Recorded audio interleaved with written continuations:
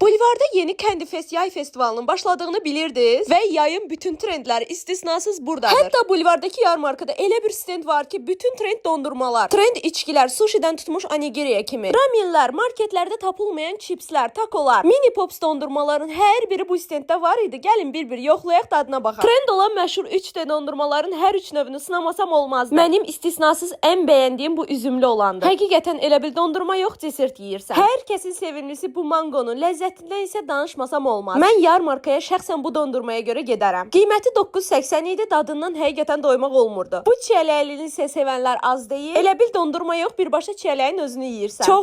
Çox ləzzətlidir. Həm də bunları bilirsiniz də, qablaşdırılmasına görə yeyilməsi çox asandır. Növbəti maraqlı məhsulu isə bu buzlu içki idi. Buzu ayrıca satılır, qabla birlikdə. Şirəsi isə ayrıca. Mən ananaslı olanı götürmüşdüm, qiyməti cəmi 5 manat eləmişdi, çox ləzzətli idi. Bu mini popslar isə bayaq göstərdiyim dondurmaların mini versiyalarıdır. Dadları birəbir eynidir. İçərisində isə bütün dadlarda olan dondurmalar var. Yalnız bir növü yox, bütün növləri sınamaq istəyənlər bunu götürməlidirlər. Bütün yoxladığım məhsullar Moltonun stendində idi. Bura bulvardakı girişdə sağdan girəndə bir neçə stend sonraydı. Bu festivalda hər gün şou proqram, pulsuz oyunlar olur. Yay üçün ideal bir aktivlikdir. Məncə çox əla düşünüblər.